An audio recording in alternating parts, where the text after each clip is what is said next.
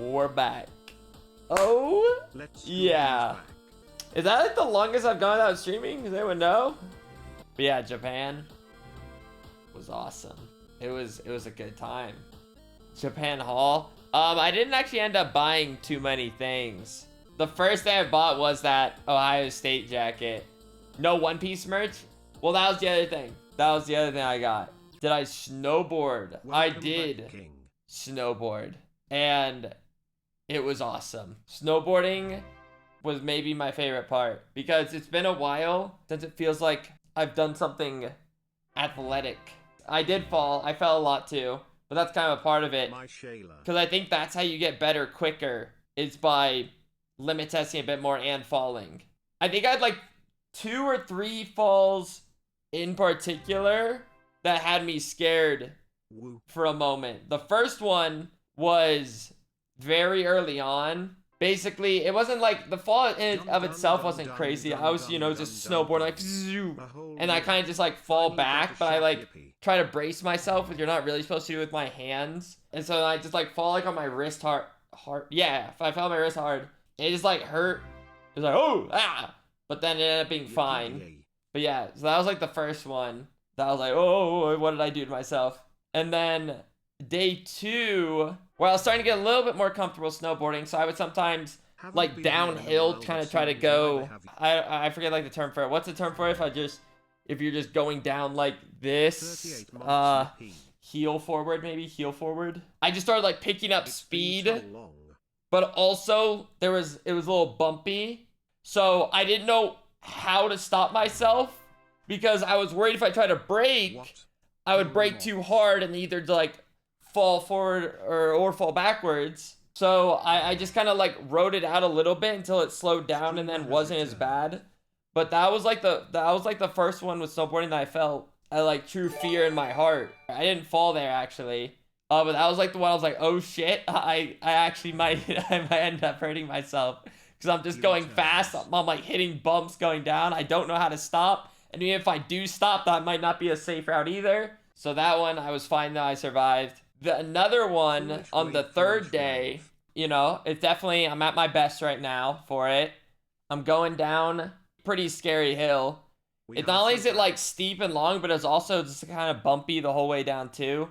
But I'm not actually doing anything too crazy in particular. I'm once again kind of just like heel down like a little bit, but then I would kind of go side to side. Then I would be kind of leafing. But I was trying to take the hill respectfully. I wanted to respect the bumpy, long slope, okay? Because I still had a little fear in my heart from that one time I went like bombing down it.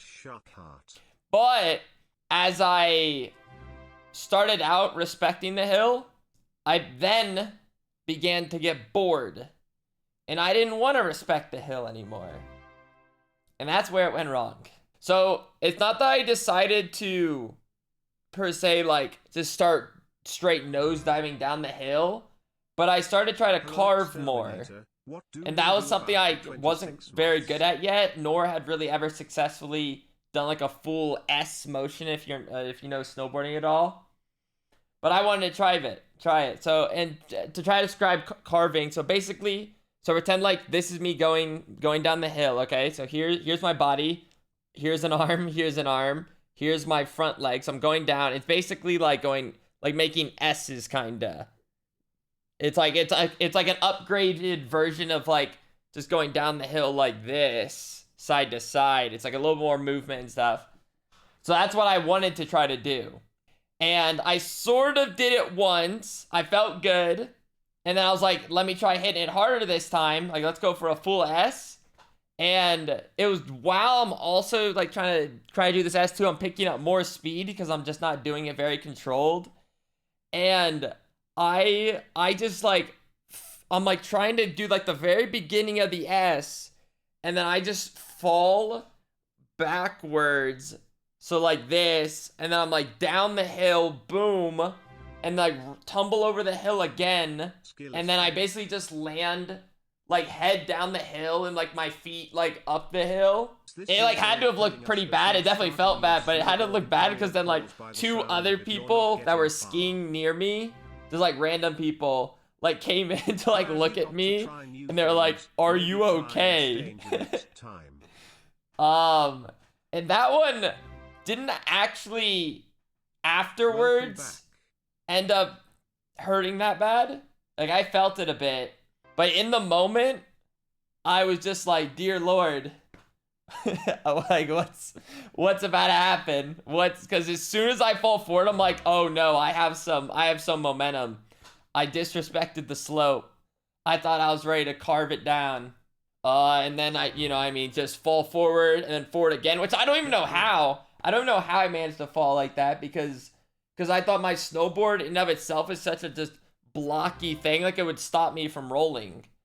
But I somehow did two tumbles and then just land, like I said, just head down the hill and feet facing upwards towards the hill. And then, I kind of after two, I kind of like slide a little bit like on my back like to finish the fall until momentum just stopped me. But yeah, in the moment, that was definitely the scariest fall I had. Show the One Piece stuff. I do have it on the desk. It's nothing particularly crazy. Yeah. All right, here we go. So all it was, just two different mugs. That's it. Nothing fancy. But I just, I saw them. I was like, that's a fun time. It's a good time. So here you go. Here was One Piece mug number 1. Boop. Oh, that glare's owning it. Here, let me pull it back maybe a little bit better. Can that, dude, the glare's owning. Maybe if I put it so close, the glare, oh no. Dude, the ring light's just so in the way. Is it microwavable? That's a good question. I don't know. Doesn't say. Maybe to the right. Oh. Okay, wait, maybe there's a pretty good option. Boom. Okay. Dude, screw this ring light. All right, there. There it is. Minimal. Nothing crazy. So that was number 1. And then the second one, this one, for anyone that watched One Piece, should be a little bit recognizable. Hopefully the ring light doesn't ruin it. But second mug, number 2, One Piece inspired. Boop. Boop. There it is. I said nothing too fancy. Well, actually, I guess it is a bit fancier. What's the best meal food you had there? Oh, man. Golly, picking a favorite. There was just a lot of good ones, though, between just like ramen, schmeat, sushi, beer tower. Did you see the deer? Oh, yeah, I saw the deer in our park. And oh, yeah, I guess I could explain the deer a little bit. So there's basically this park with like a lot of deer. They're very comfortable around people. Not like domesticated, but I don't know if there's a word before domesticated. Docile, chill, friendly.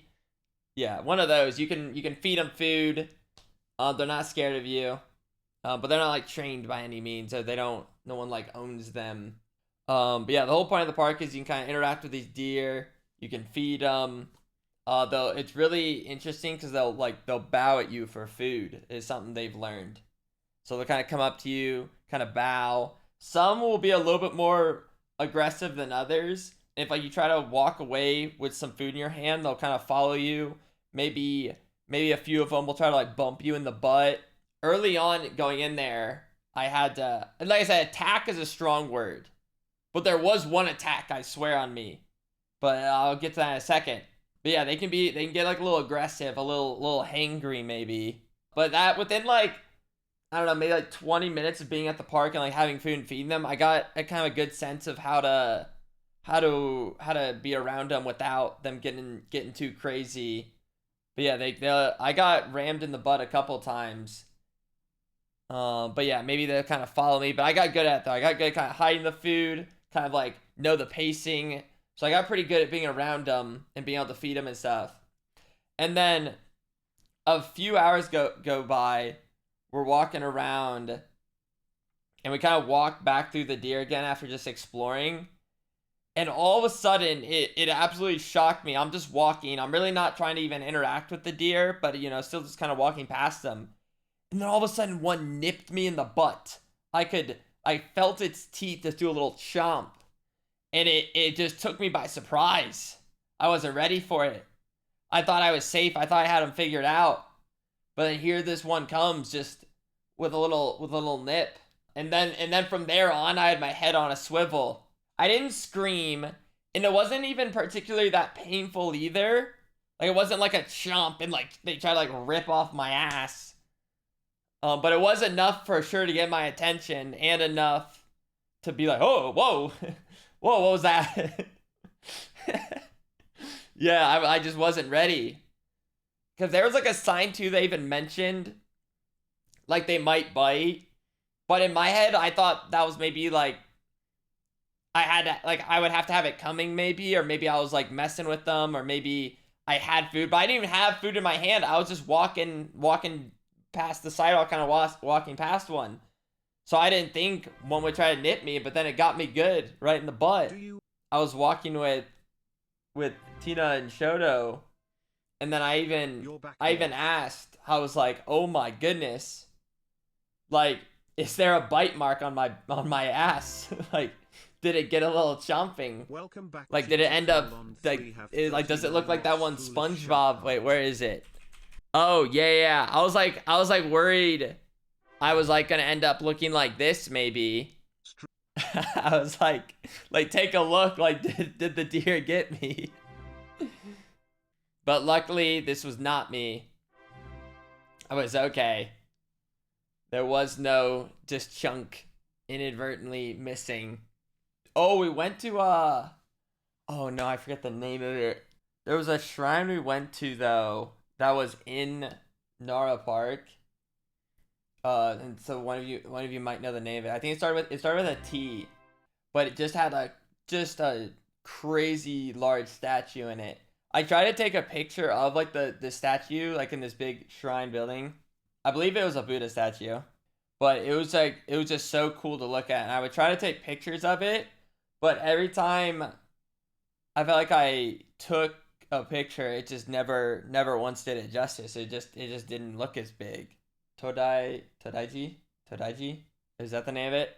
That might have been the one. Here's an image. So I can try to explain it. I basically ended up taking a very similar picture of this, but this doesn't even come close to explaining how big the statue is. Like, we were trying to guesstimate just by looking, but we were like, maybe the hand is like the size of Broden. Broden ended up being our tool of measurement, but it's, like I said, it could be a little bit larger, maybe a little bit smaller. But just to give you like at least an idea, like it was around, like that hand at least had to have been Broden's height, or maybe taller. So that already there is like over 6 feet. But the actual like just height of the statue too is crazy. So to give you an idea, that like this is like the size of a person. So the statue itself, I think it like ends somewhere around this area, height of the temple. To give you an idea, like I said, I could be a little off. Like maybe it ends here, maybe here, not entirely sure. But but either way, just a big old statue. So this right here, so I mean, here's like just a group of people. Can kind of help. This is what it kind of looks like a little bit more in the place too. It was really cool to see. This was probably one of my favorite visual things I saw with my eyeballs. I was eating up with my eyeballs in here. Let me grab the jacket, the Ohio jacket I got from Japan. Maybe a little easier to see. Like the first photo I took wasn't like super. Little bug eyes, little. Whoop. little scoop up with this one.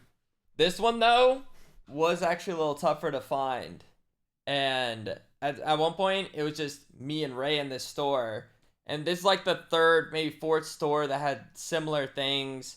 It was like a lot of old college clothing, and by college clothing I mean like, you know, Ohio State, Alabama, Michigan, Notre Dame, Nebraska, just all these different ones. And by Ohio State, I meant no Ohio State to start. Like each store I went to, it just felt like I could not find an Ohio State one. It was starting to bother me. So I'm like, it's not like Ohio State's a super small one, and I know there's got to be somewhere. And probably the problem is everyone was buying them because it's the best one. So that's probably why I was struggling to find one so much. Ray ends up asking the guy, as I'm kind of just looking for Ohio State stuff. She just goes and asks the guy like, oh, like, do you have any Ohio State jackets or sweaters or whatever? And he's like, one moment, let me look. So he kind of goes on his phone. He's like looking. He's like, okay, we have 2. And if you wait 5-10 minutes, we can go get them from storage. So we end up just waiting. And then he came walking out with this one. And I was like, oh my goodness. It was like the perfect size too. This is an extra large if anyone was curious. So then I was like, all right, well, we did all that work to find one. And here it is. And it's pretty awesome. So I ended up just getting it. So yep, this was my one and only clothing article that I bought from Japan.